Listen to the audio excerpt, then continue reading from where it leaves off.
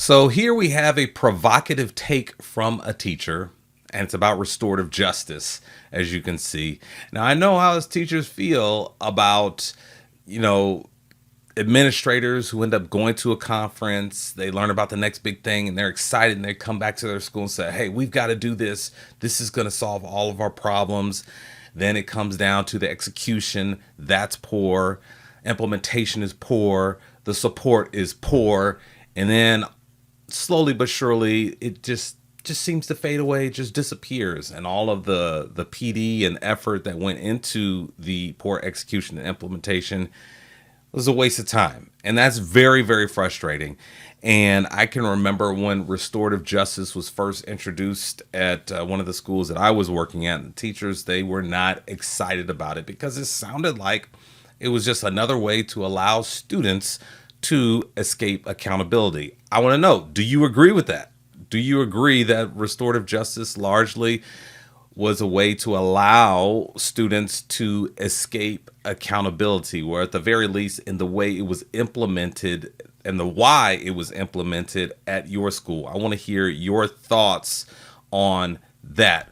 Restorative justice, does it work? Yes, no. This person says it's very simple. Restorative justice is absolutely useless. It doesn't belong in middle school. Now let's see what some other people say, because I know I've been successful using elements of social justice, mainly hey, can you fix what you broke here in terms of a relationship? If it was if it was something if it was something a student did to affect the entire building, what can you do to give back to this building? Whether it be some community service, whether that be you going to assist students up at the middle school, because I taught at the high school, whether you can be assist the teacher for a couple of hours, things like that. I've been successful, but never on a building wide. We're implementing this as a building. I've never been a part of that. This person says it works really well if you assume that literally everyone involved is a rational person that doesn't have undiagnosed mental issues. Okay.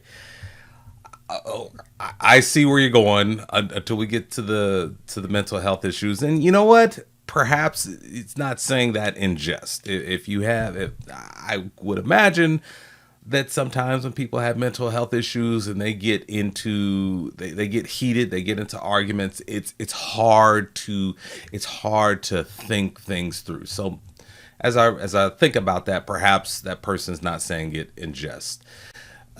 Here we have another person, similar thing. It's a great idea if you have two rational actors who are capable of self-reflection and wanting to make amends. Unfortunately, yeah. I mean, this is,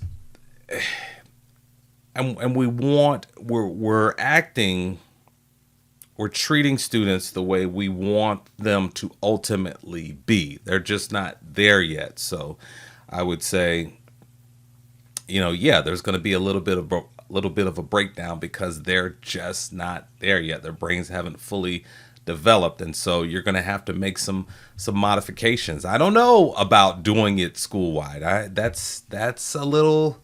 I think that's challenging, and I want to hear from you. If you've been a part of a school or a part of a school that's doing it school wide, I want to hear from you. How does that work?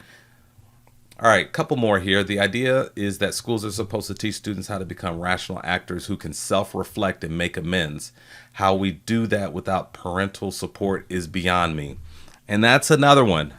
And I would say that definitely in your classroom, you can have elements of this. It definitely works. There are students that you can definitely use this to your advantage to help shape the environment. Because remember, as a leader in the classroom, you are the architect of your environment. And I think as I'm really going through this, I think it really can be effective. And pardon me, someone's got bad language there.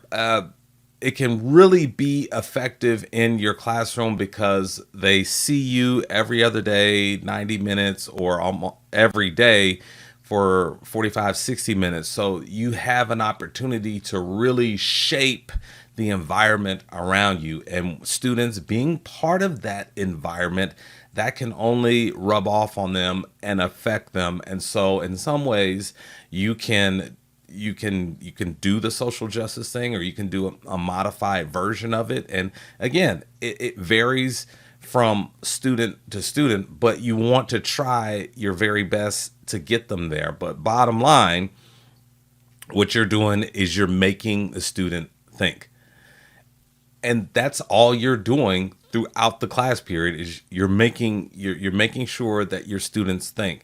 And so if you can get them, the idea of social justice is to get them in times of stress, in times of disagreement, in times of anger. How can I get this kid to think, to use that brain, that same brain that they were using when I was teaching the math? I want them to use that brain now to think about themselves, their actions, think about the other person, so that eventually we can make amends. Now, definitely, this is not you. You have a job to do, and that job is the mission primarily is to teach and help students progress academically. All right, so I'm not saying you should spend a ton of time on this. If you've got an issue that's going to take a long time, then obviously you need to send that to the office. But if there's things that you can handle quickly, students are working. Hey, let me talk to you two students out in the hallway. Bing, bang, boom. Social justice that restorative justice. If you can handle that out in the hallway with a quick 3 to 5 minute conversation. All right, you go. You go. It sounds like X, Y, and Z. What do you think about that? What do you think about that? Pause.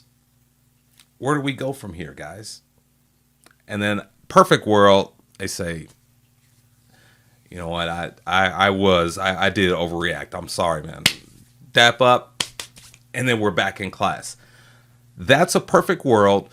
And again, that's not always going to work, but that's one of the tools that you have as a teacher. You know what? Students are going to appreciate you, because definitely they understand that, if they make a bad decision, they get in trouble, they're most likely going to the office, especially if we're talking about some sort of an altercation or disagreement. Well, if within your environment they're able to do something that's pretty amazing, such as reflect and make amends right then and there and move on, they're going to learn something about themselves that they probably didn't know that they had in them. And you, as their leader, as their teacher in the classroom, played a large part in helping them get there.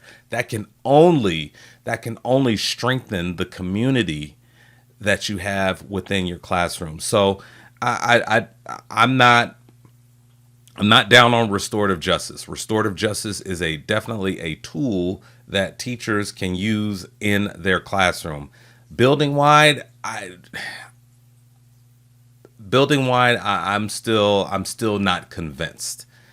I'm still not convinced. So that's it. That is the tool for you that I have for you today. Something I want to share with you. I think restorative justice can be very, very powerful in helping you to build your classroom environment. Well, thank you so much for watching. I appreciate you. And until we meet again, please don't forget that teachers are leaders.